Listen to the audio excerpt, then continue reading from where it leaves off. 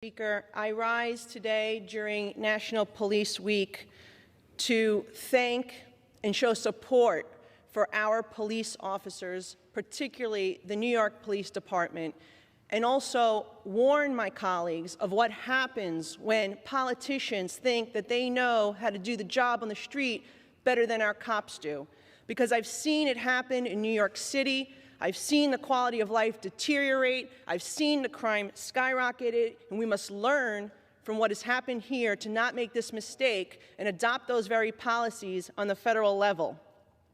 This past weekend, we saw 3 innocent bystanders, one of whom was a 4-year-old child, shot in broad daylight in the middle of Times Square. Fortunately, NYPD officer Alyssa Vogel was there. She sprinted into action to save these individuals' lives. That's what this mother was doing Mother's Day weekend, and we thank her for her heroic efforts. Sadly, we also lost a police officer, Anastasios Tsakos, who was in Queens directing traffic in the middle of the night after there was a car accident, and he was struck and killed by a hit-and-run driver who was operating a vehicle unlicensed and under the influence. Sadly, this is what our police officers do each and every day, put their life at risk, sometimes giving up their life to protect the rest of us. All through the pandemic, we praise them as heroes for working the front line. COVID was the leading cause of death for our police officers in 2020. We lost 8 NYPD officers, sadly.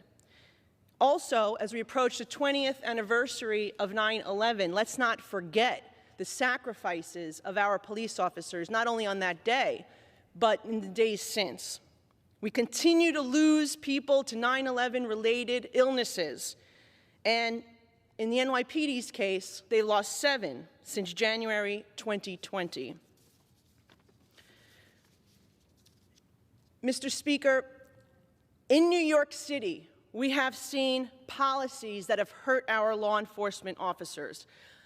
How did we get here? Well, decriminalizing quality of life crimes, which was something I warned in 2017, that it would lead to crime skyrocketing. The broken window theory is real.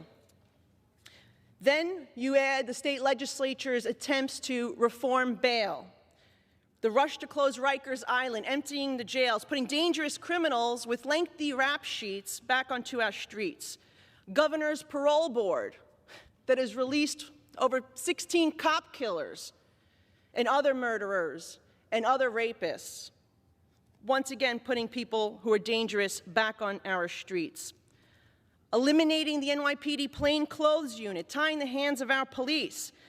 And then lastly, cutting $1 billion, 1/6 of the NYPD budget. As I mentioned, the 4-year-old girl who was shot this weekend, she was just one of 43 individuals shot in the last week, a 169 increase over the same period last year. And there were 9 murders last week in New York City, up 350% over the same period last year.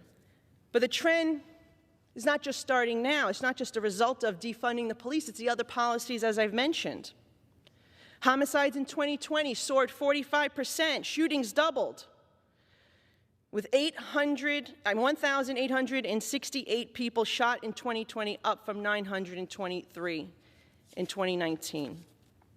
This is a result of an abdication of responsibility from my colleagues in the city and the state level.